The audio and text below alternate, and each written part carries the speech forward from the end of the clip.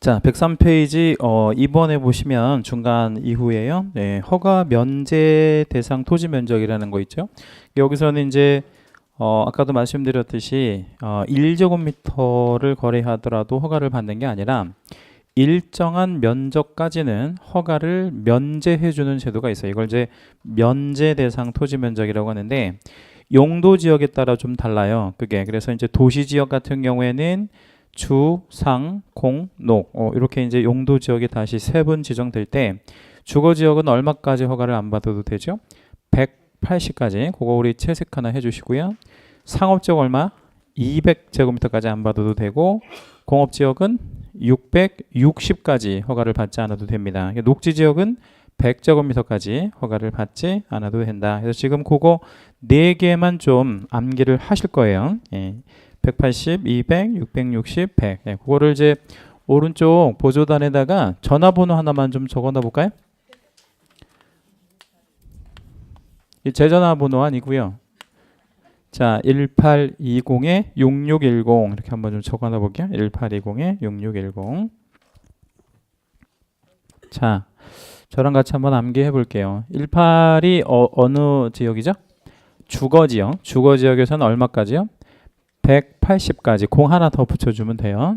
그리고 이 공은 어디예요? 상업지역. 상업지역은 얼마까지? 200제곱미터까지 허가를 안 받아도 됩니다. 66은 어디예요? 공업지역이죠. 공업지역은 얼마까지? 660까지 허가를 안 받아도 되고요. 그 다음에 10은요. 녹지지역인데 녹지지역은 얼마까지? 100제곱미터까지 허가를 받지 않는다. 그래서 주상공록 이렇게 암기해 주시면 돼요. 제가 이제 참 신기하게도 이걸 이제 전화번호라고 제가 얘기를 했잖아요. 근데 이제 여러분 공부하시다가 전화를 또 해보시는 분들이 계시더라고요, 여기에. 그래서 전화를 해보시면 전화를 받아요, 안 받아요?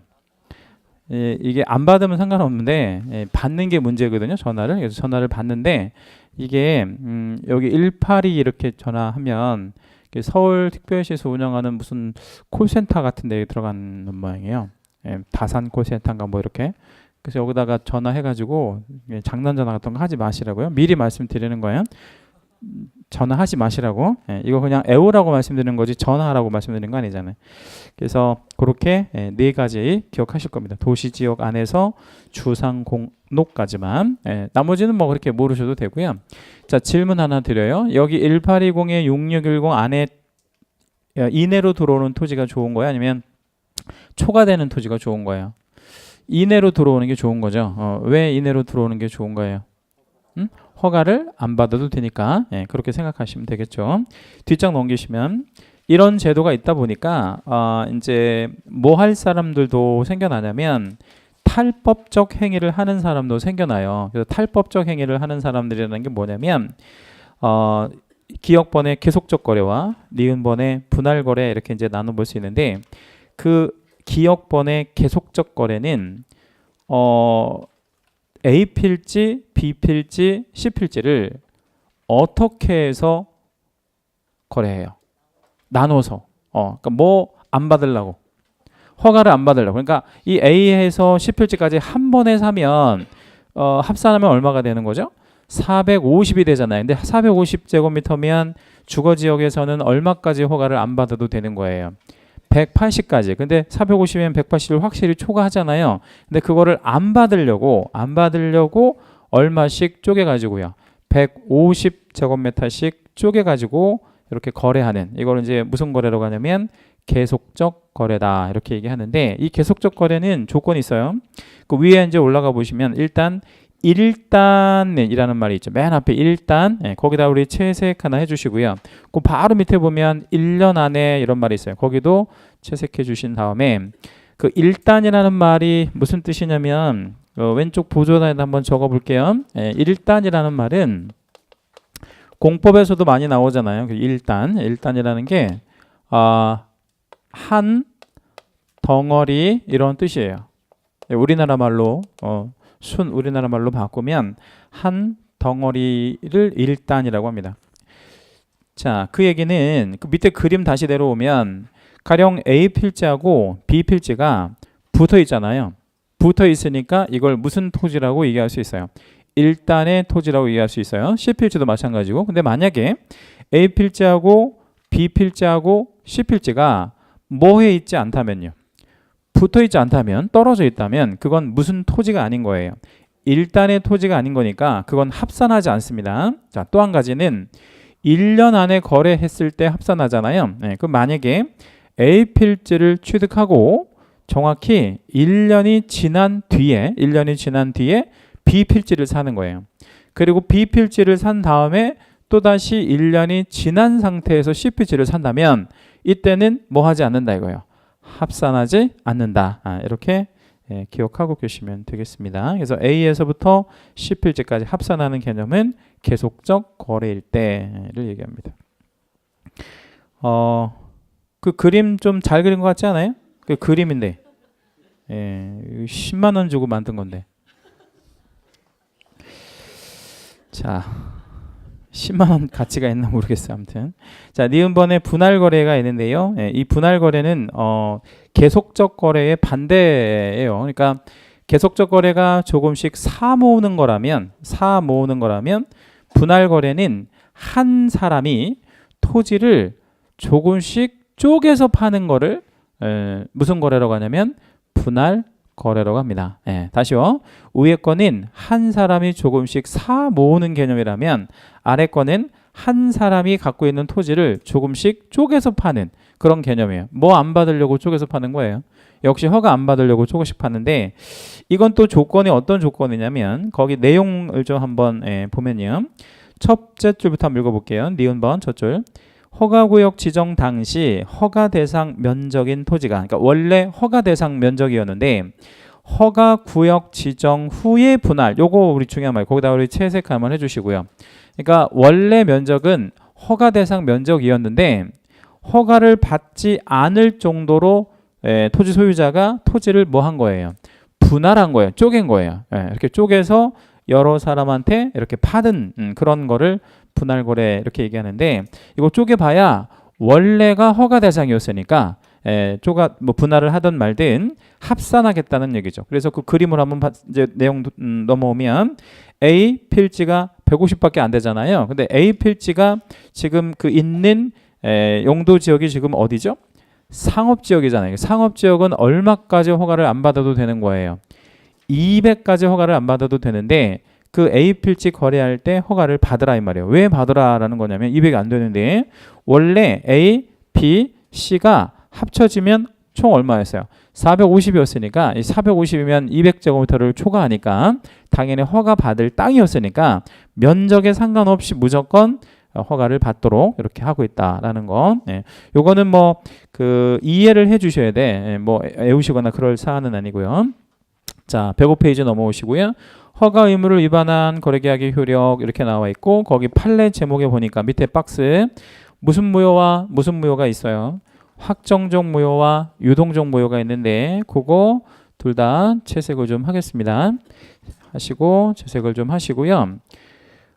유동적 무효 쪽에다가 별 3개를 할게요. 아주 중요합니다. 이거는 토지거래 허가를 떠나서 아주 중요한 그런 개념이기 때문에 잘 알고 계시고 유동적 무효를 좀 먼저 설명을 좀 드리고요.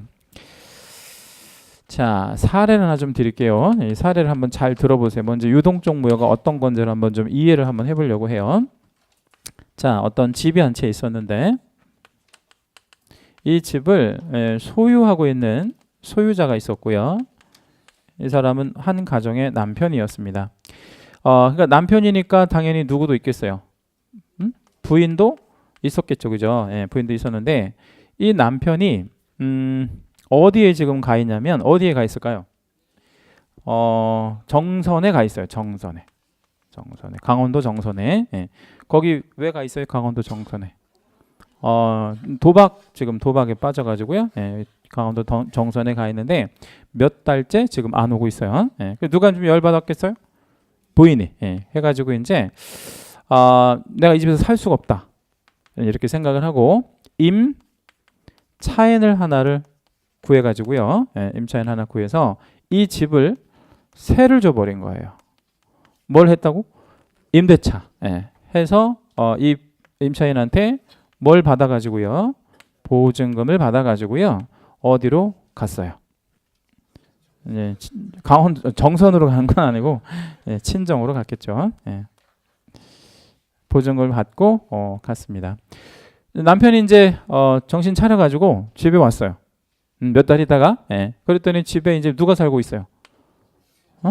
임차인이 살고 있지. 몇 달 있다가 자 그러면 남편 입장에서는 이 임대차 계약을 인정해 줄래요? 아니면 인정해 줘 않을래요? 여러분이 남편이라고 생각해 볼게요. 남편 입장에서 소유자지? 임대차를 인정해 줄 거냐 말 거냐? 자, 잘 생각해 볼게요. 인정해 줄 거야 안 해 줄 거야? 이거 뭐죠? 무권 대리죠. 무효예요. 이거 무효입니다. 무효라고. 그럼 이 사람은 나가야 되는 겁니다. 왜 나가야 돼요? 이건 누구랑 계약을 한 게 아니에요. 소유자랑 계약을 한 게 아니잖아요. 그렇죠? 그럼 이건 무효인데 이 무효가 무슨 무효냐면 유동적 무효라 그래요. 이걸 왜 유동적 무효라고 하냐면 남편이요. 부인한테 좀 미안한 감이 있어 없어? 없어요? 남편이 부인한테 좀 미안한 감이 있을 수 있어요 없어요? 있잖아. 그래서 그래 뭐 내가 이렇게 도박 때문에 이렇게 된 거니까 내가 이거 뭐 할게요. 추후에 인정할게요. 이렇게 하면 그걸 뭐라고 하냐면 추인이라 그래. 추후에 인정하면 추인이 되면 이거는 유동적 무효 상태에서 바뀌어요. 어떻게 바뀌어? 확정적 유효로 바뀐다고. 누가 이걸 인정하면? 소유자가 인정하면. 자, 근데 인정을 안 하면 추인 거절하면요. 추인 거절하면 어떻게 되지? 확정적 무효로 바뀐다고. 다시 해볼게요. 소유자가 이걸 인정을 하면 뭐로 바뀐다고? 확정적 유효로 바뀌고 얘가 아직 도박을 못 끊었어요. 도박을 못 끊어가지고 다시 왔을 때는 뭐 하려고 다시 온 거야? 돈 가지려고. 돈 가지러 오려고. 그러면 집을 팔아야 될 거 아니야. 팔으려고 보니까 장애 요인이 하나 있네. 누가 장애 요인이에요? 임차인. 그러니까 얘는 뭐라고 하겠어요? 나가라고 하겠죠. 그럼 이게 나가야 돼. 즉 추인 거절하면 이게 뭐가 된다고? 확정적 무효로 바뀌는 현재 무효 상태를 뭐라고 한다고요? 유동적 무효라고 해요. 여기까지 이해되셨죠? 자, 그럼 이제 유동적 무효라는 건 그런 개념인데 이 토지거래 허가에서 유동적 무효, 확정적 무효가 나오는데 이게 되게 중요해요. 이거 이제 정리해 볼게요. 자, 허가 없이 체결된 계약이 있다. 자, 이거랑 비슷한데 완전 다른 개념이 있어요. 허가를 받을 것을 전제로 체결된 계약이 있다. 자, 위에는 허가를 처음부터 뭐 한 거예요? 그러니까 처음부터 없이라는 건 무슨 뜻이야? 처음부터 허가를 안 받았고 앞으로도 허가를 받을 생각이 없는 거를 말하는 거죠. 그러면 이 계약은 유효, 무효. 무효인데 이런 무효를 무슨 무효라고 하냐면 얘는 앞으로도 허가를 받을 생각이 없었기 때문에 이걸 무슨 무효라고 그래요? 확정적 무효라고 그래요. 유동적 무효가 아니고 확정적 무효라고 합니다. 그럼 이거는 국가 알기를 굉장히 뭐하게 한 거네요. 우습게 한 거죠. 뭐 하라고 했는데 허가를 받으라고 했는데 허가 없이 계약을 체결했으니까 이건 당연히 처벌도 해야 되지 않겠습니까? 이 처벌이 아주 중요한데 2년 이하의 징역이나 이 계약 자체는 당연 무효에다가 토지 가격의 30% 이하 상당액의 벌금액이 떨어져요. 그래서 이거를 뭐라고 하냐면 2년에 30%라 그래. 위에는 요게 중요해요. 2년에 30%. 자, 다시 허가구역 안에서 뭐 없이 계약을 하면 허가 없이 계약을 하게 되면 그 계약은 당연히 확정적 무효에다가 2년 이하의 징역이나 30% 이하 상당액의 벌금형이 떨어진다. 그럼 만약에 이게 10억짜리 토지였으면 최대 얼마까지 벌금 받을 수 있다는 거야? 3억까지 벌금 받을 수 있다는 거죠. 이거는 그러니까 우리가 그동안 형벌을 봐왔을 때 뭐 3년 3천, 1년 1천, 오늘 1교시 때 1년 1천 이런 거 다 봐왔는데 이거는 처음이잖아요. 이거는 이거 앞으로도 안 나온단 말이에요. 이건 아주 특이한 범죄이기 때문에 꼭 기억하셔야 돼요. 2년에 30%. 자, 그럼 밑에 거를 한번 볼게요. 얘는요. 허가를 받을 것을 전제했다 그렇게 돼 있잖아요. 허가를 받을 것을 전제. 질문 드릴게요. 그럼 허가를 받을 것을 전제로 했으면 허가를 받았다는 거예요? 안 받았다는 거예요? 안 받았지. 위에 아래 둘 다 허가를 안 받은 건 똑같아요. 이것도 허가를 안 받긴 했다고. 따라서 얘도 무효는 맞아요. 무효는 맞다고. 그런데 얘는 뭐 할 생각이에요. 전제했다는 거는. 허가를 받을 거야. 허가를 받을 거를 전제했으니까 허가를 받을 생각이 있는 거잖아요. 그러면 이걸 무슨 무효라고 해요? 유동적 무효다. 이렇게 얘기해. 이거 별 3개. 자, 그럼 여기서 유동적 무효라면 여기랑 똑같은 얘기가 되네. 그렇죠? 그럼 여기는 남편이 즉 소유자가 뭐 하면 확정적 유효가 된다 그랬어요. 소유자가 추인하면 확정적 유효가 된다 그랬지. 그럼 여기는 어떻게 하면 확정적 유효로 바뀌겠어요?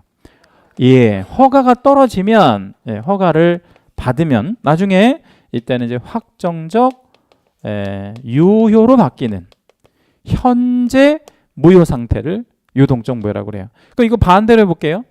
남편이 추인을 거절하면 어떻게 된다 그랬지? 남편이 추인을 거절하면 확정적 무효가 된다 그랬잖아요. 그럼 이거는 허가를 못 받으면 즉 불허가 떨어지면 이거 어떻게 돼? 확정적 무효로 바뀐다. 그러면 불허가를 받아서 확정적 무효로 바뀌면 얘랑 똑같아지는 거잖아. 효력은. 그죠? 근데 여기는 처음부터 허가를 안 받았으니까 뭐를 하고? 처벌을 하고 여기는 확정적 무효가 되더라도 불허가 되어서 확정적 무효가 되더라도 뭐는 하지 않아. 처벌은 하지 않는다. 그거는 뭐 범죄는 아니라는 거예요. 그래서 아래의 경우에는 뭐를 붙이지는 않는다는 거예요. 처벌을 붙이지는 않는다. 이렇게 이해해 주시면 되겠고요. 여기서 이제 민법 시간에 잘 물어보는 거는 이 유효가 요거를 좀 잘 물어봐요. 처음부터 유효냐 아니면 허가 떨어지면 그때부터 유효냐 이건데 소급표를 인정한다는 거. 그러니까 언제부터 유효하다는 거예요? 처음부터 허가를 받을 것을 전제로 했을 때부터 유효하다. 이 임차인도 마찬가지고. 자, 그렇게 이제 보시면 되겠고 이제 확정적 무효하고 유동적 무효는 잘 구분할 줄 아셔야 돼요. 아주 중요합니다. 자, 그다음에 이제 하단 내려오시면 허가 기준이라는 게 있는데 이 허가 기준이라는 게 3가지가 있어요. 3가지가 있는데 이제 이쪽에서 문제가 나오면 굉장히 어렵습니다. 근데 요거는 원리를 이해할 줄 아셔야 돼요. 자, 허가 기준이 첫째 뭐냐면 공통 기준이 있고 세부 기준이 있고 그래요. 그래서 공통 기준은 누구에게나 다 적용되는 거고 세부 기준은 이제 어떤 그 토지거래 허가 신청한 개개의 사람마다 이렇게 이제 세부적인 기준을 적용하는 그런 것이라고 생각하시면 되겠고요. 자, 첫째 기준에 보니까 토지 이용 뭐가 적합해야 된다 이렇게 나와 있어요. 목적. 목적에다가 동그라미 하나만 잡아 볼게요. 자, 그 다음에 둘째는 도시 군 계획 등 토지 이용 및 관리에 관한 계획. 거기 계획에다가 동그라미 하나만 치고요. 계획이나 생태계 보전과 생활안전 보호 등의 적합성이 있어야 된다 이랬잖아요. 이거는 첫째하고 둘째에 대한 기준에 대한 사례를 좀 간단하게 드릴게요. 칠판 잠깐 보시고. 자, 아까 우리 군문생야에서 야가 뭐였죠? 야생생물 특별보호구역이었고요. 생은 뭐였어요? 생태와 그 다음에 생태와 정확히 생태와 경관 그 다음 보전지역이었죠. 생태와 경관을 뭐 한다고? 보전한다. 자, 국가는 우리나라 모든 토지에 대해서 나름 뭐를 갖고 있냐면 토지 이용에 관한 뭐를 갖고 있어요? 계획을 갖고 있죠. 이것도 토지 이용 계획이란 말이에요. 그럼 이 계획은 누구의 계획이에요? 국가의 계획이죠. 국가의 계획이잖아. 그런데 이 토지를 뭐 하고 싶으냐면 매수하고 싶은 사람이 있는 거예요. 매수. 근데 이 토지를 매수하고 싶은 사람의 그 용도가 그러니까 목적이 뭐냐면 여기다가 공장을 짓고 싶은 거예요. 이건 누구의 계획인 거예요? 매수인의 계획인 거지. 예, 그러면 누구의 계획과 누구의 계획이 안 맞아요, 지금. 국가의 계획과 매수인의 계획이 안 맞죠. 예, 근데 여기가 마침 참고로 여기 어느 구역이라고 하면 토지거래 허가구역이다. 이게 허가구역이다 이 말이에요. 그럼 국가는 허가를 해준다 아니면 허가해주지 않겠다. 허가해주지 않죠. 왜 허가해주지 않아? 얘의 목적이 안 좋은 거야? 공장이? 응? 자, 이제 요 국가의 계획은 한번 생각하지 말고 얘가 여기다 공장을 짓는다는 게 목적 자체가 괜찮아요? 국가의 계획은 생각하지 말고 얘의 목적만 한번 생각해 볼게요. 얘가 공장을 하나 짓는데 그래서 뭐 일자리를 한 2만 개 정도를 창출하려고 해요. 자, 목적이 괜찮아? 괜찮죠. 이거 당장 세워야지. 예, 그런데 뭐하고 비교하면 국가의 계획과 비교하면 안 맞죠, 그죠? 예, 안 맞잖아. 국가는 이 땅을 뭐 할 계획이에요? 보존한다는 게 뭔 말이에요? 지키려고 한다는 거죠. 이 지키려고 해. 그래서 생태와 경관 보존 지역에서는요, 개발할 수 있어요, 없어요? 개발? 일치할 수 없어요. 개발은 일치 안 됩니다. 예. 여기는 뭐밖에 안 되냐면 참고로 숨 쉬는 거밖에 안 돼. 숨 쉬는 거. 예. 일체 개발이 안 됩니다. 그냥 가서 뭐 하는 거. 그냥 숨 쉬는 거. 이거는만 가능하고 일체 개발은 할 수 없어요. 이용도 안 돼. 이용하는 거 단순 이용도 안 되고 그냥 숨 쉬는 거. 왜냐면 그래야 경관이랑 생태가 보존되죠. 그죠? 예. 자, 그렇다면 얘는 목적은 괜찮지만 국가의 계획과 뭐 하기 때문에 맞지 않기 때문에 허가는 불허가 되겠죠. 그렇지 않겠어요? 예. 그러면 얘는 공장을 어디에다가 짓겠다고 해야 국가가 허가를 해주겠어요? 응? 꼭 뭐 우리 공업지역 있잖아요. 예. 그런 데 가서 공장을 짓겠다고 해야 그걸 허용을 해주지 않겠습니까? 예. 그게 이제 첫째와 둘째고 셋째가 뭐냐면 면적에 대한 적합성이 있어야 돼. 그 면적, 면적에다가 동그라미 하나만 해볼게요. 자, 다른 사례 하나만 드려볼게요. 자, 이번에는 자, 일단은 이런 토지가 있는데 이 토지는 도시지역 안에서 주거지역으로 이렇게 용도 지역이 계획되어 있어요. 그럼 주거지역이면 여기다 뭐가 짓는 거 아무 상관없어요. 집 짓고 이런 거 상관없지? 근데 이걸 매수할 사람이 단독주택을 하나 지으려고 해요.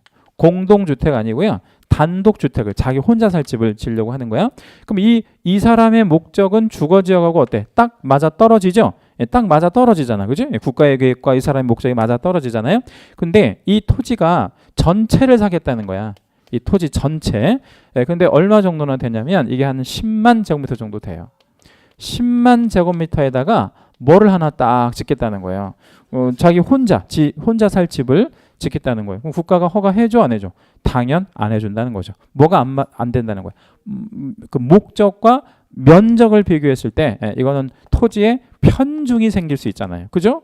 자, 우리나라에서 한 사람이 10만 제곱미터짜리 집 짓고 살면 어떤 문제가 생겨요? 토지에 편중이 생기잖아요. 그러면 안 된다는 거죠. 10만 제곱미터면 여기다 아파트를 지면 뭐 몇 세대를 짓겠어요. 당연히 이건 허가해주지 않는다. 자, 이제 공통 기준을 보셨고요. 세부 기준은 제목만 좀 간단하게 몇 개만 좀 읽어드릴 건데 제가 읽어드리는 것만 제목에만 채색을 할게요. 일단 주택용 같은 게 세부적으로 허가 가능한 용도고요. 그러니까 내가 집 짓겠다는 거. 물론 이제 국가의 계획과 면적이랑 이게 다 맞긴 해야 되는 거지요. 니은번의 제목에 복지와 편익시설용. 예를 들어서 나 여기다가 상가 하나 짓게요. 이런 게 복지와 편익시설이라고 생각하시면 되겠고 디귿번은 농업, 축산업, 임업, 업 뭐 이런 거 거기까지 쭉 한번 채색해 주시고요. 이런 것들을 합쳐서 농업인 등 이렇게 되게 표현을 하고요. 요 기억, 니은, 디귿 요 세 개만 좀 제목만 기억을 좀 해주실게요. 가장 일반적인 목적들이 요거 안에 들어간다. 자, 그리고 넘어가겠습니다. 10번부터는 뭐 특별히 안 보셔도 될 것 같고 밑에는 5번 안가로 5번 내려오면 허가 신청의 처리 절차가 있는데 이 허가 신청의 처리 절차는 이제 업무 처리 플로우가 이렇게 이제 시간 순서대로 이렇게 좀 되어 있잖아요. 잘 위에서부터 밑으로 한번 쭉 한번 볼게요. 제일 먼저 허가 신청을 하는데 공동으로 하라 그랬죠. 거기 공동에다가 채색 한번 하겠습니다. 누구랑 누가 같이 들어와라 이 말이에요. 토지거래 허가 신청을.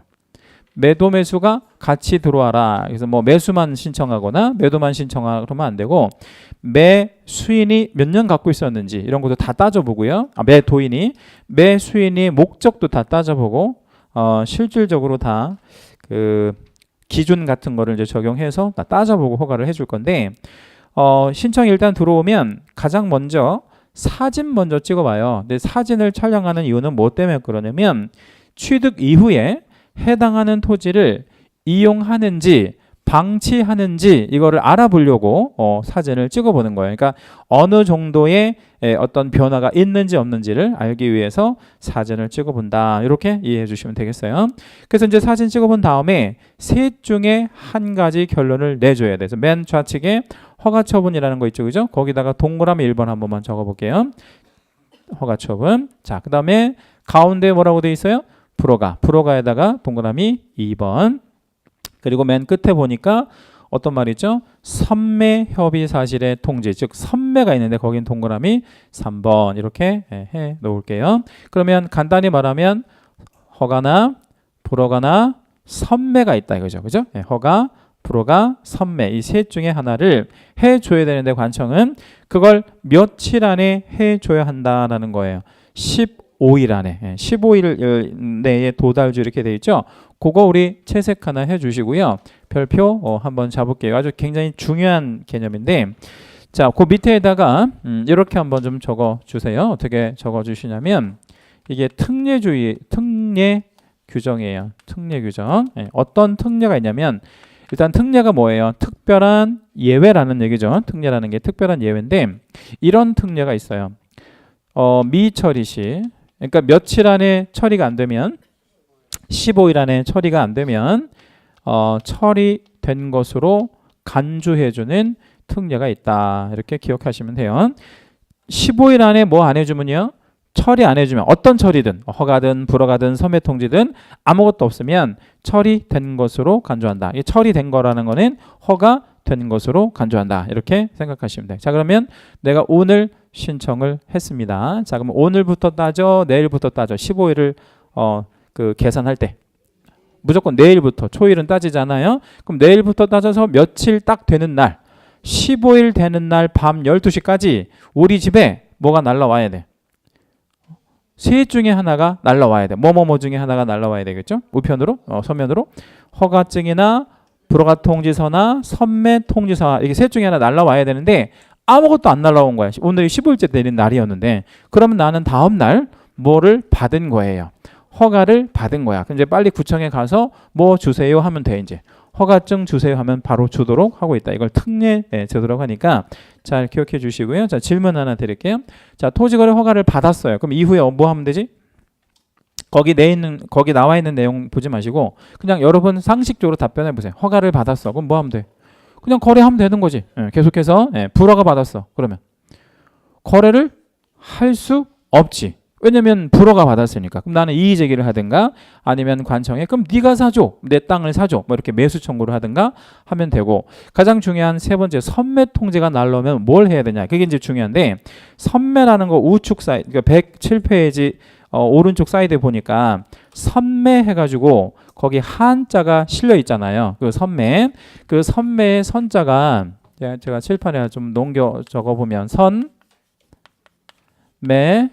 이렇게 쓰잖아요. 근데 이 선자가 무슨 선자예요? 이거는 먼저 이제 한번 써볼게요. 먼저 이 매자가 중요한데 이 매자가 무슨 매자일까요? 팔매, 살매 아니면 팔매? 이거 살매예요. 팔매가 아니고 여기다 선비사자 붙는 게 팔매고 없으면 살매란 말이에요. 그럼 붙이면 뭐가 되는 거야?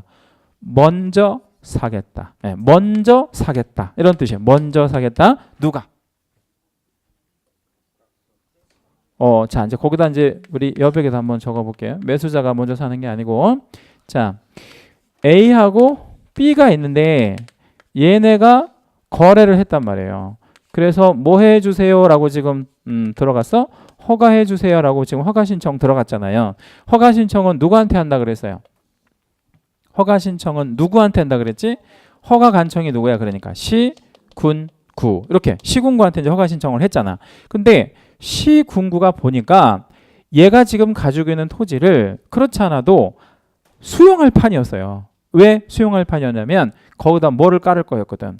도로를 깔을 거였단 말이야. 근데 이거를 거래한다고 그러면 무슨 문제가 생겨요? 응? 자꾸 이렇게 거래가 되면 어떻게 가격이 상승되니까 수용 가격이 계속 높아질 수밖에 없잖아요. 그러니까 너네 거래하는 거 잠시 뭐해? 멈춰. 해서 선매 통지가 날아가는 거예요. 선매 통지가 날아가면 얘네들은 뭐 할 수 없는 거예요. 거래할 수 없는 거예요. 해서 이제 잠시 보류시키고 얘네들 거래하는 걸 보류시키고 이제 여기서 뭐를 해보냐면 감정을 해봐요. 감정. 예. 감정가가 나올 거 아니에요. 그리고 얘네들은 무슨 가가 있겠어요? 거래가가 있겠죠. 그렇죠? 예. 거래가, 감정가. 예. 얘네들 거래하는 걸 잠시 멈추게 하고 거래가, 감정가. 자, 그러면 시군구는 거래가로 만약에 사주게 되면 감정가가 있는데 거래가보다 만약에 이게 세다 이거야. 이렇게 하면 문제가 어떤 문제가 생길까요? 얘네가 감정을 했는데 얘네가 거래한 가격이 있단 말이야. 근데 이 거래가가 더 세. 근데 만약에 선매를 한다는 거 얘가 먼저 사드리겠다는 거잖아. 이걸 가지고 사주면 어떤 문제가 생기냐고. 예산의 낭비 이런 거 문제가 생기죠. 예산 낭비. 그죠? 얘네가 거래한 대로 다 사주면 안 되잖아. 그러니까 거래가가 있고 감정가가 있으면 무슨 가격으로 사준다 이거야. 감정가로. 그래서 감정가로 선매를 하게 됩니다. 요게 좀 중요해요. 선매에선 다른 거 필요 없고요. 요것만 기억하시면 돼. 자, 선매는 시공구에서 뭘로 사주는 제도? 감정가로 사주는 제도다. 네, 그러면 이 감정가가 어느 정도는 거래가가 반영이 되는 거예요? 거래가가 전혀 반영이 안 돼. 반영이 우리 학개론 시간에 감정평가론 배우죠. 감정평가론 배우잖아. 아직 안 배웠어요? 네, 아직 안 배웠어요. 그래도 배울 거예요. 그죠? 배울 거 맞죠? 그죠? 그 감정평가론 배울 건데 그 감정평가의 어떤 그 방식에 보면 거래사례 비교법이라는 게 있어요. 그런 거 상식적으로 들어보셨잖아. 그러면 감정평가를 할 때 가장 기초적인 평가 방법이 거래사례 비교법이라고. 그러니까 감정평가사가 감정평가를 할 때 얘네들이 얼마에 거래했는지 당연히 반영할 수밖에 없지. 그래서 요즘 감정평가의 기본은 당연히 거래사례 비교야. 그래서 거래사례를 비교해서 이게 어느 정도 반영이 되니까 얘 입장에서는 토지를 뺏긴다라는 기분은 안 든다고. 어차피 거래가가 반영이 되니까. 중요한 얘기니까 기억해 주시고요. 선매는 관청에서 먼저 사들이는 건데 무슨 가격으로 사들인다고? 감정가. 네, 이렇게 이해하시면 돼요. 그럼 만약에 이렇게 되면 어떡할래요? 시험에 이제 이렇게도 잘 나온단 말이야. 거래가하고 감정가가 있는데 감정가가 더 세. 그러면 감정가로 사주면 또 안 되지. 그럼 예산 낭비니까. 그때는 뭘로 사줘야 돼? 그때는 거래가로 사줘야 되는 거예요. 예, 당연한 얘기죠, 그거는. 예. 이런 거 만약에 거래가가 감정가보다 훨씬 낮은데 감정가로 사줘버리잖아요. 그럼 감사원 감사 나와가지고 당연히 뭐 시장 군수구청장 당연히 목 달라 나가는 거죠. 이런 거에서 이제 공금 같은 거를 횡령하거나 위용하는 문제가 생기는 겁니다. 그 전라도 어디 그 무슨 군수는 지금 4번인가 5번 연속 구속됐던데 아무튼 그거 뭐 계속 신문에 한번 나왔었는데 현 군수도 구속되면 기록인 것 같던데 연속 구속되는 거. 자, 아무튼 뭐 그렇고요. 7번에 내려가면 토지 이용 의무 및 이행 명령 뭐 이런 말 나오는데 이건 지금 뭐냐면 토지거래 허가 구역으로 이렇게 지정하는 목적은 지가 상승의 우려가 있거나 그런 어떤 현상이 뚜렷한 지역에 지정을 하는 거잖아요.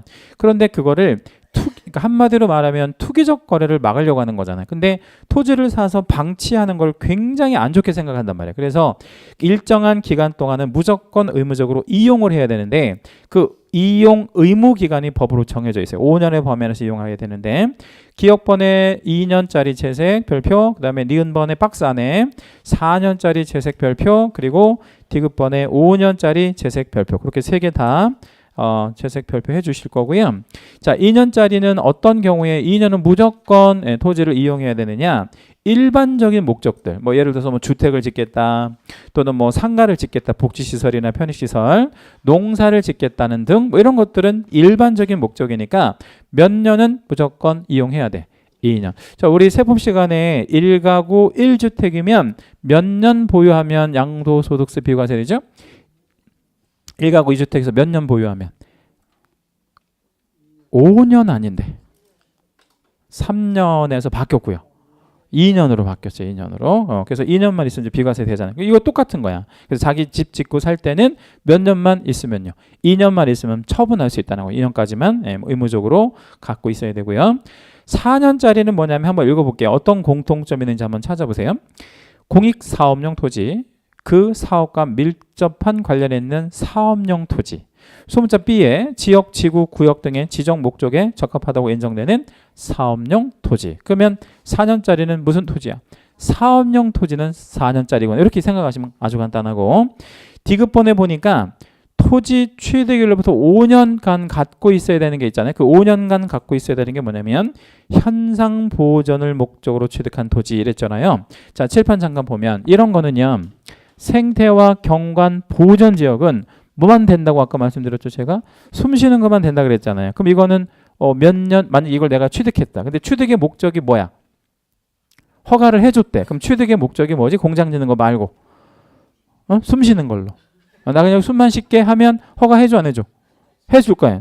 이 토지를 나 숨 쉬는 용도로 살 거 5년. 그러면 몇 년 숨 쉬어야 되는 거야? 5년.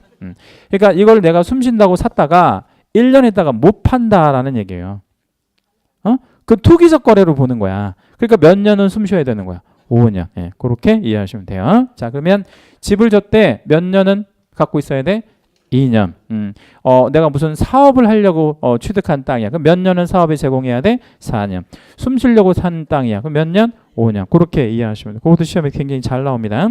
그거 위반하면 맨 밑에 이행강제금이 떨어지는데 이것도 좀 잘 나와. 뒷장 넘기시고.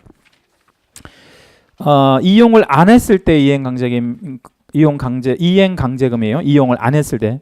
자, 세 가지 종류의 이행강제금이 있어요. 그 맨 밑에 니을번은 안 보셔도 되고 세 가지가 뭐냐면 일단 100분의 10짜리에다가 채색을 한 번만 해주고요. 니은번 가운데 100분의 7짜리 채색, 그 다음 100분의 5짜리가 있어. 그 세 개는 일단 기억하고 계셔야 돼요. 10%, 7%, 5% 이행강제금. 여기서 말하는 그 17호는 취득 가액을 말해요. 토지 가액 그 실거래가를 기준으로 해서 취득가액의 10%. 만약에 내가 10억 주고 산 땅이다. 그러면 10%면 얼마를 이행강제금으로 부과하겠다는 거예요.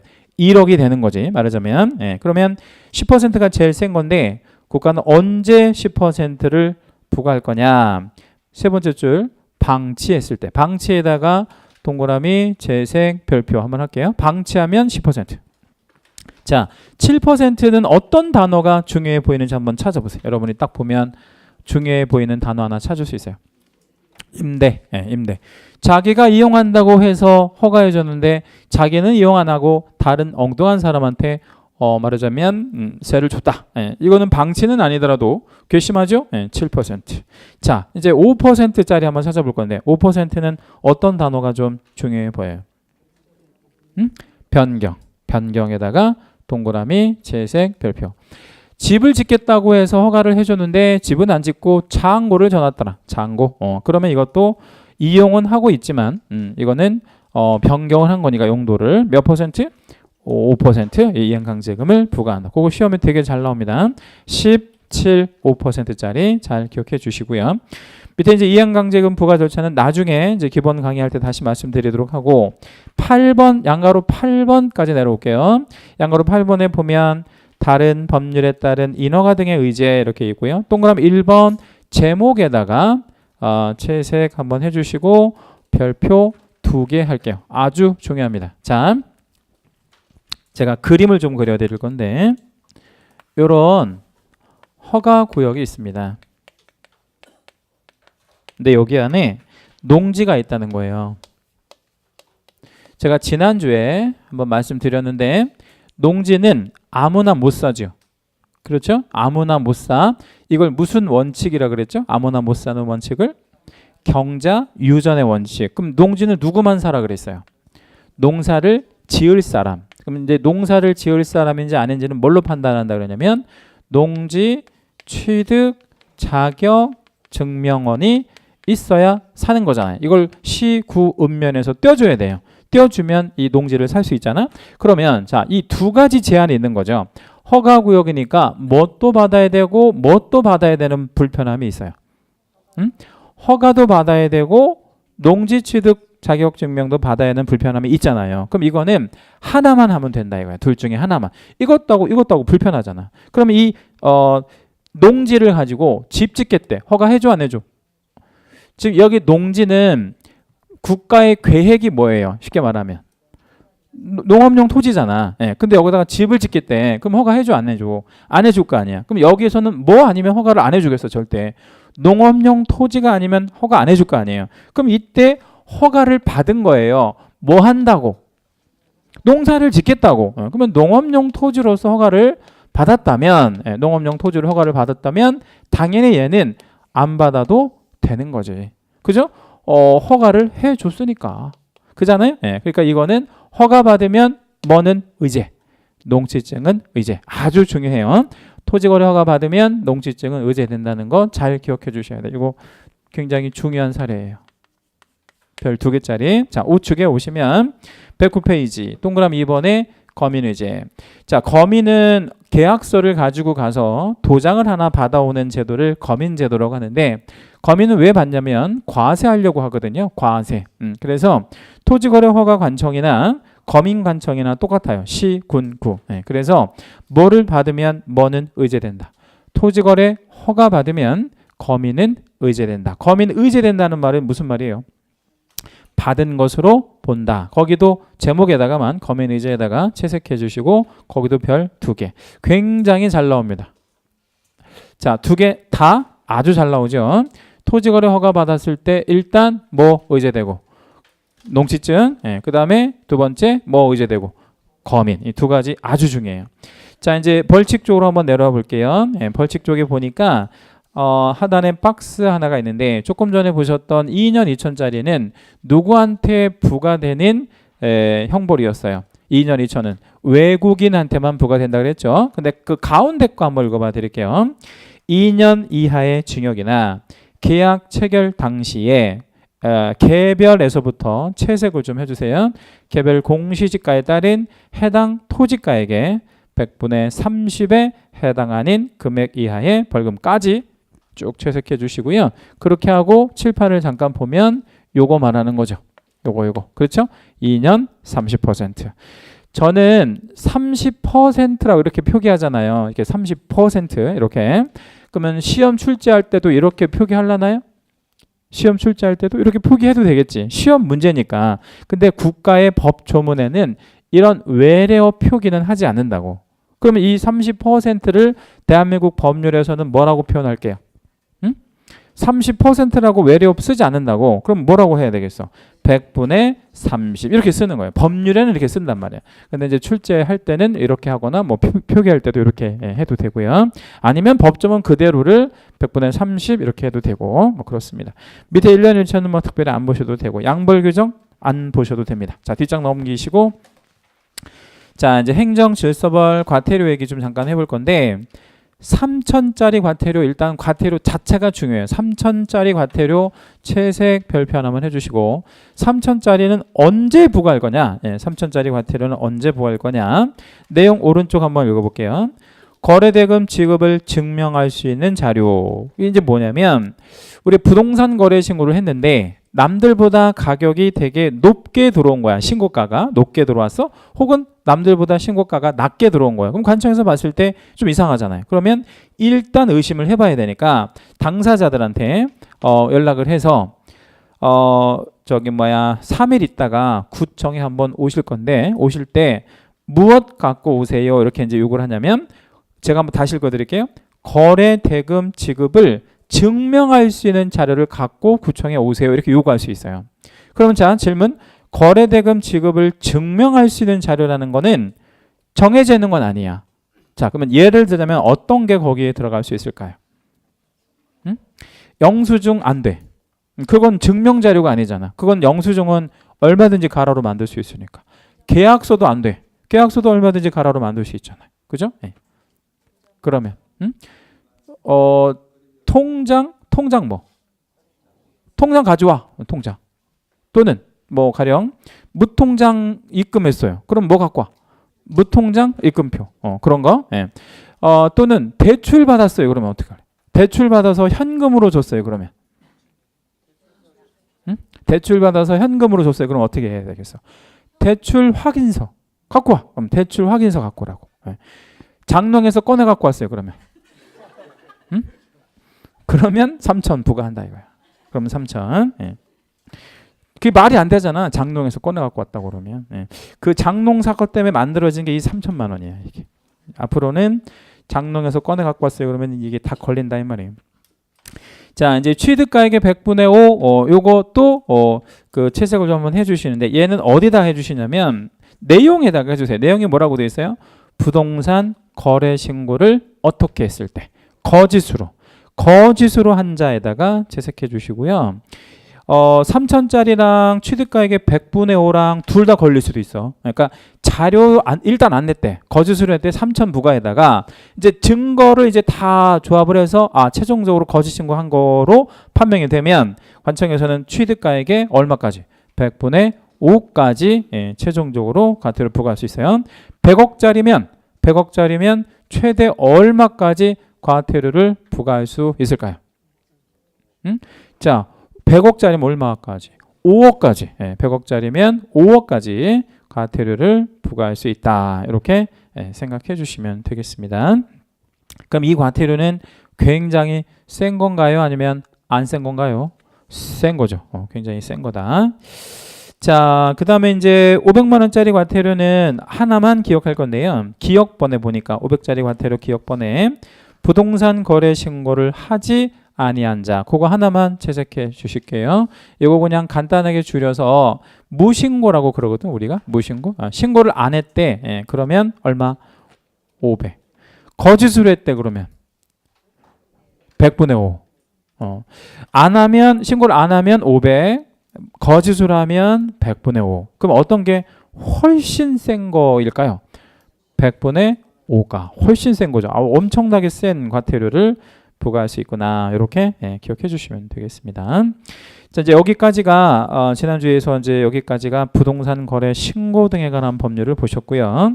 자, 이제 3장으로 넘어가는데 3장은 3장 그 타이틀이 중개 실무 이런 말 나오죠. 이 중개 실무. 이 중개 실무에서 6개 내지 5개 정도까지 5개 내지 6개 정도까지 출제 가능한데 이쪽에서도 조금 어려운 유형의 문제들이 한두 개 정도 나오기도 합니다. 그래서 이쪽은 한두 개 정도 틀릴 수 있는데 아무튼 뭐 그 보죠. 뭐 쭉 어떤 내용들이 있는지. 중개 실무라고 하는 거는 이제 여러분이 뭐가 되어서 이제 그 배우는 거예요.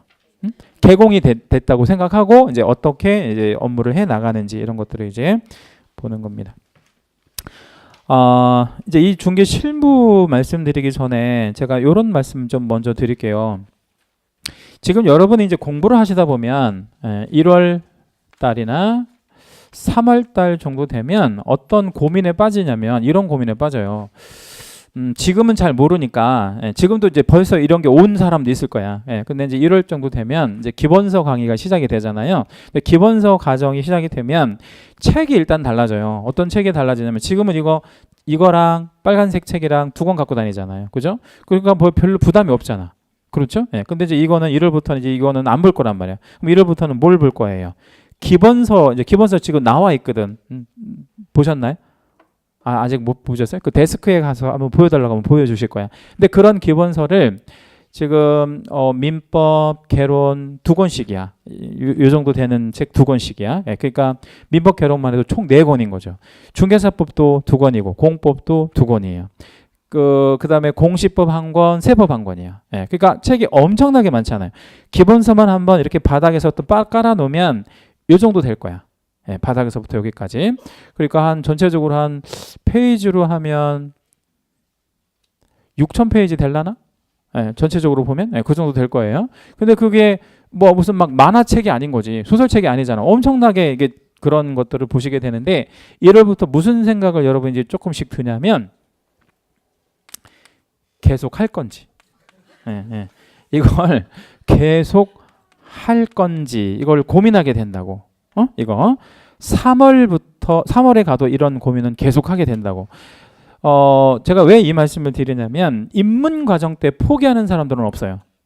그러니까 이게 크게 부담이 안 되니까. 그런데 1월 들어가면 포기하는 사람들이 이제 속출하게 된다고요. 그래서 지금 제가 미리 말씀드린 제 말이 틀리는지 한번 보세요. 지금 이 인원이 10월 달까지 그대로 못 간다고. 이 인원이 어떻게 돼? 바뀌어. 줄어들지는 않아. 이 인원이 더 늘어나긴 하는데 바뀐다고. 새로운 인물들이 계속 여기 와서 기존 인물들은 다 포기하고 새로운 인물들이 와서 채워줍니다. 그러니까 그게 언제 그걸 포기하게 되냐면 1월하고 3월쯤에 포기하게 되는데 미리 말씀드릴게요. 포기하고 싶으면 지금 하세요. 지금. 지금 포기하라고. 왜냐면 1월하고 3월이면 이미 여러분이 너무 깊게 들어와 있단 말이야. 그게 그러니까 경제적으로도 그렇고 이미 여러분 너무 깊게 들어왔잖아. 그러니까 포기하기 너무 늦었단 말이야. 그러니까 하고 싶으면 그냥 내가 11월 달, 12월 달에 좋은 거 배웠구나, 좋은 경험했구나 이렇게 하고 그냥 1월부터는 학원 안 나오셔도 돼. 그게 더 나아. 왜냐면 1월부터 이제 포기하게 되면 뭐 책도 사야 되지, 학원비도 내야 되지. 왜 그런 바보 같은 짓을 하냐고. 그러니까 아예 올 연말에 각오를 하고 오시라고. 어떻게? 내가 1월 달에 기본서 과정 들어올 거면 절대 뭐 하지 않는다고.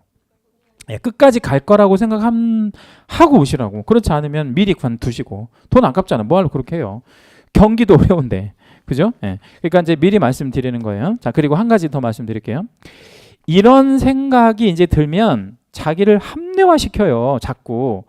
자기 합리화라는 게 뭔지 알죠, 그죠? 그러니까 어떻게 합리화시키냐면 이제 1하고 3월 달에 이제 자꾸 고민을 하다 보면 관둘 핑계를 대는 거야. 관둘 핑계. 어떤 관둘 핑계를 대냐면 공부가 어려워서 관둘 거야. 이게 아니라고. 그게 현실적인 이유인데 자기 나름대로 말하자면 합리화시키는 이유가 이제 하나 만들어내. 그 이유가 뭐냐면 이거 따서 뭐해? 이거 따서 뭐해? 이 생각을 자꾸 하게 된다고. 공인중개사 자격을 따서 뭐 할 건가를 이제 원론적인 생각을 다시 하게 된다고. 근데 이거는 정말 바보 같은 거 아니에요? 왜 이거를 지금 와서 생각하냐고. 1월 달하고 3월 달하고. 지금 학원 다 몇 달 다니고 나서 왜 이 생각을 하시냐고. 처음부터 했었어야지. 자, 그러면 이 생각이 들 때 한번 좀 제가 지금 드리는 말씀 한번 생각해 보세요. 1년, 2년 공부해서 딸 수 있는 국가 자격이 있으면 그거 하세요. 자, 다시 1년, 2년을 공부해서 딸 수 있는 국가 자격이 있으면 이거 하지 말고 그걸 하시라고. 있으면 그걸 하시라고. 변호사 한번 해보셔도 괜찮아. 변호사, 법무사, 감정평가사 이런 거 해도 괜찮아요. 그거 안 말려. 그거 하셔도 정말 괜찮아. 변호사가 낫지 공인중개사보다 훨씬 낫죠. 감정평가사가 공인중개사보다 훨씬 나아요. 그 자격증의 윗줄이란 말이에요. 그거 하시면 그거 하셔도 괜찮아. 그런데 1년, 2년에 할 수 있냐? 못하죠. 그렇죠? 일단 변호사 하려면 어디를 가야 돼? 노스쿨을 가야 돼. 노스쿨 3학년까지 다녀야 돼. 1년 학비가 얼마 정도 되냐면요. 3천만 원 들어가요. 웬만한 노스쿨에. 뭐 국립대도 뭐 한 1,500 이상은 들어간다고. 그리고 그거 나온다고 해서 노스쿨 나온다고 해서 붙는다는 보장이 있어 없어? 없어요. 요즘에는 옛날에는 막 90% 합격했었는데 지금은 50% 안 되는 노스쿨도 많아요. 그런 보장이 없잖아. 감정평가사 영어 들어가요. 영어 있다고 영어. 영어를 열심히 해커스 토익 배워가지고 그 하실 분들은 그거 하시라고. 현실적으로 없다고. 1년 뭐 이렇게 해서 딸 수 있는 국가 자격이 없다고요. 그러니까 여러분 주택관리사도 있잖아 이렇게 얘기할 수 있는데 저는 주택관리사 공부하는 사람 정말 한심해요. 지금 이제 수업을 안 하고 있으니까 얘기하는 거야. 왜냐면 주택관리사 왜 하고 자빠졌냐고 이거를. 아니 왜 하냐고 이거를. 공인중개사를 해야지. 자, 주택관리사하고 공인중개사하고 근본적인 차이가 뭐 있어요? 아니 돈을 떠나서 개업을 못 하는데 왜 그걸 하고 있냐고. 그 아까운 시간을. 차라리 이걸 하지. 그럴 수는 있어요. 주택관리사 공부를 하는 사람 중에 현재 관리사무소 직원들은 할 만해. 관리사무소 직원들. 그러니까 예를 들자면 뭐 관리사무소에서 뭐 가령 뭐 거기도 직급이 있잖아. 관리사무실도. 관리사무소장 말고 있죠. 거기 무슨 뭐 격리 담당하는 사람도 있을 테고 뭐 영선 담당하는 사람도 있을 테고 뭐 기계 담당한 전기 담당 있을 거 아니야. 그 사람들이 관리사무소 주택관리사 자격을 따는 건 찬성이야. 그건 잘하는 거지. 왜냐면 내가 좀 더 위로 올라가려고 하는 거니까. 그런데 그냥 갑자기 집에서 살림하다가 아니면 직장생활 하다가 나 이거 한번 해볼까? 왜 이걸 하냐고. 개업을 못 하는데. 이게 정말 큰 메리트가 있잖아. 뭐가요? 공인중개사가. 시험은 똑같이 들어와요. 주택관리사도 되게 어려워. 주택관리사도 이제 논술 이렇게 뭐 쓰는 시험이란 말이야. 우리는 100% 객관식이잖아. 근데 주택관리사는 이렇게 쓰는 시험이란 말이야. 물론 이렇게 많이 쓰는 건 아니더라도 이렇게 약술하는 문제가 나온다고. 그다음에 우리는 과목 전체 통틀어서 뭐가 제일 어려워요? 공인중개사는. 응? 민법이 뭘 제일 어려워? 나중에는 이제 그 공법이나 조금 어려우면 학개론이 좀 어렵지. 민법은 제일 쉬운 거지 뭐. 민법은 외우면 되는데. 저는 민법 어렵다고 하는 사람은 또 이해가 안 가. 학개론이 어려운 건 이해가 돼요. 왜냐면 저가 학개론이 어려웠으니까. 그건 이해가 되는데 학개론이 어려웠다 아니면 뭐 그 공법이 좀 어렵다 이건 이해가 돼. 공법은 양이 많아서 어려운 거고 하기 싫은데 양이 많으니까 어려운 거고 학개론은 아예 그냥 모르겠으니까 어려운 거고. 저는 학개론이 아예 어려웠어. 아예. 그래서 학개론은 그냥 다 외웠어. 그냥 다. 그 사람 이름만 쭉 외우고 뭐 그렇게 했단 말이에요. 다 찍어서 한 50점 맞은 것 같아요. 학개론은. 근데 주택관리사는 뭐가 어려우냐면 회계 원리라는 게 있어요. 여기. 장난하는 게 어렵다고. 회계 원리. 그러니까 문과 쪽 공부를 하신 분들은 회계 원리는 학개론의 10배 어렵다고 보시면 돼. 아, 그걸 왜 하고 있냐고. 하지 마시고 여러분 이걸 하시라고. 이거 따서 뭐 하긴 뭐해요. 개업하면 되지. 응? 개업해서 뭐해? 돈 많이 벌면 되죠. 제가 이제 이 말씀 드리면 또 주택관리사 공부하시는 분들이 또 뭐라고 하실 수 있으니까 급 수정할게요. 주택관리사도 괜찮습니다. 괜찮은데 취업하는 거잖아. 취업하는 거. 그러니까 나는 취업할 생각이다 그러면은 주택관리사도 괜찮아요. 근데 가장 큰 한계가 개업이 안 되잖아. 그게 이제 큰 한계고. 우리는 그러면 뭐 할 수 있어요? 개업할 수도 있죠. 그 개업도 할 수 있고 무엇도 할 수 있어요. 당연히 취업도 할 수 있죠. 취업도 할 수 있고요. 제가 이거 화면을 좀 보여드리면 참 좋은데 무슨 화면을 좀 나중에 이제 설명할 때 이제 이걸 좀 준비한 화면이 뭐가 있냐면 1년에 개업하는 개공이 2만 명 정도 돼요. 1년에 개업하는 개공이. 그러니까 거의 합격자 수하고 거의 비슷하게 개업을 하는 거야. 근데 이거 개업하는 수가 이렇게 되는 거고요. 이만큼이나 폐업하는 개공도 많아요. 자, 1년에 몇 명 정도 폐업할 것 같으냐면요. 통계가 15,000명 정도 폐업합니다. 자, 그러면 여기서 이제 이걸 그래프로 한번 쫙 보여드리면 참 좋은데, 자, 2만 명 개업해서 15,000명 정도 이렇게 폐업해요. 이게 지금 계속 이렇게 되거든. 그럼 자 생각을 해봐요. 단순히 2만 명 개업해서 15,000명 폐업한다. 이 그래프만 보면 안 된다고. 신문 기사의 제목이 뭐라고 나오냐면 75% 이상이 폐업하는 거를 왜 따느냐 뭐 이런 신문 기사가 너도 나도 막 따느냐 이해가 안 간다. 신문 기자가 이렇게 썼단 말이야. 근데 이 그래프를 잘 보면 이게 계속 그렇단 말이야. 이게 한 최근 막 5, 6년 동안 계속 이렇게 돼 있다고.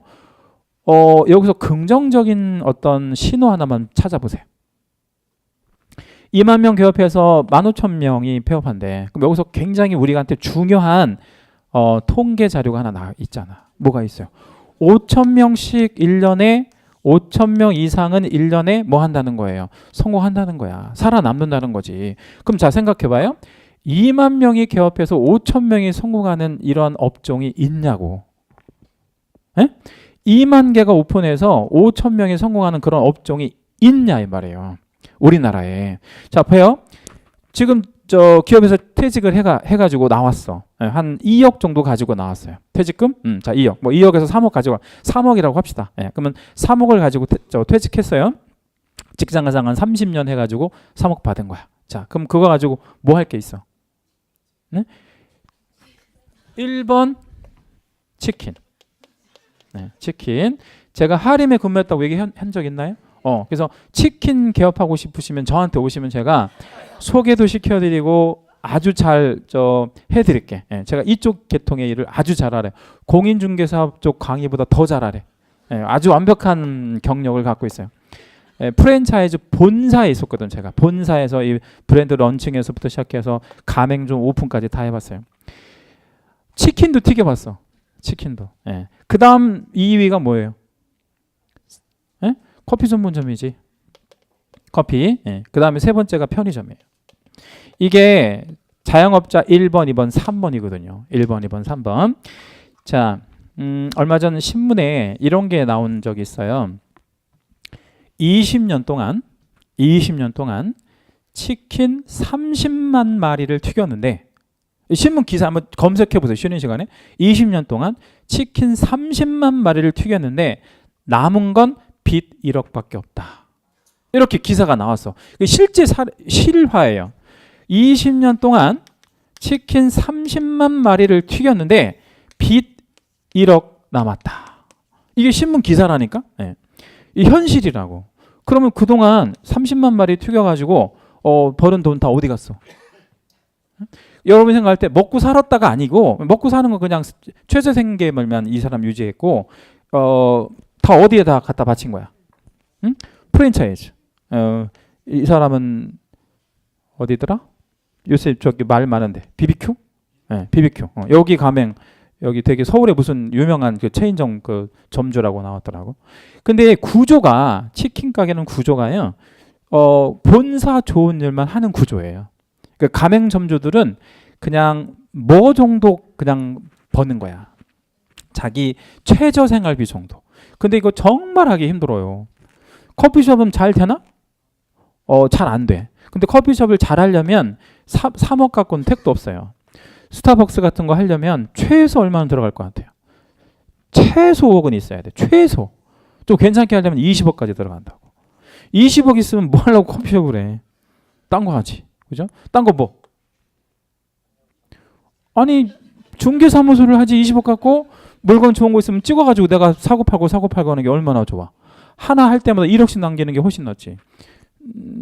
1억이면 치킨 몇 마리를 튀겨야 되는데. 편의점 이거 정말 장난하는 게 어려워요. 왜 장난하는 게 어려워?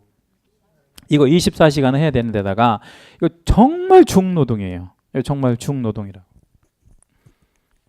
제가 그 처음에 회사 입사를 이 편의점 하는 회사에 들어갔었어요. 그 테인샤니 그룹에서 이제 그 하는 그 프랜차이즈가 뭐가 있냐면, 지금 우리가 보면은 파리바게트, 예, 그 파리바게트 점장 뭐 뽑는 그런 회사에 들어가가지고 2달 반 만에 때려치고 나왔거든요. 2달 반.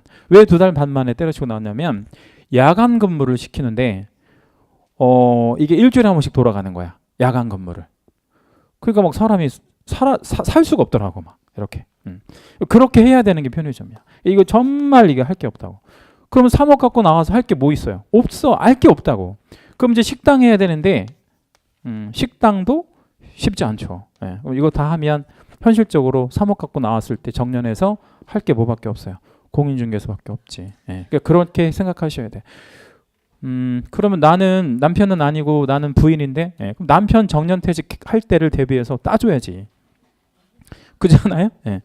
그렇지 않아? 예. 그게 부부간의 그 동지애 아니야? 동지애? 예. 그래서 나오신 분 손 한번 들어보세요. 남편 퇴직을 위해서 나왔다. 분명히 계실 텐데 손을 안 드시네. 그래서 이거 따서 뭐에는 여러분 고민하실 게 없어. 이거 따서 뭐 하냐면 돈 벌면 돼요. 돈 많이 벌 수 있어요. 제 제자분들 중에서 빌딩 산 사람 한둘이 아니야. 이쪽에서 이 성공한다라는 것은, 중개업에서 성공한다는 것은 여러분이 생각하는 상상을 초월하는 성공입니다. 예, 예. 그러니까 뭐 단순히 뭐 그냥 먹고 사는 그런 성공이 아니라고. 예. 못해도 1년 연봉 몇 억씩은 벌어요. 중개업에서 성공한 사람들은. 예. 그렇게 기회가 있는 건데 뭐 여러분 치킨에서 어떻게 성공할 거야? 이 사람이 이 기사를 썼더니 어떤 놈들이 거기 댓글에다가 뭐라고 달았냐면, 사장님은 이 30만 마리 닭을 튀겼잖아. 그래서 닭의 저주를 받아서 그렇다는 거야. 이 1억을 빚진 거. 나쁜 놈들이지. 근데 이런 건 그것도 없잖아. 닭의 저주를 받을 것도 없잖아. 자, 아무튼 그래서 제가 이 대목에서 왜 말씀드렸냐면 이제 1월이 다음 주 끝나면 이제 1월 강의가 들어가잖아요. 그러니까 이제 고민하실까봐 말씀드린 거야. 이거 계속 해야 될지 말아야 될지. 다른 거 할 거 있으면 그거 하시라고. 근데 그게 없으면 올인해야 돼요. 여기다가 정말 최선을 다해서. 아셨죠? 예, 잠시 쉬었다 할게요.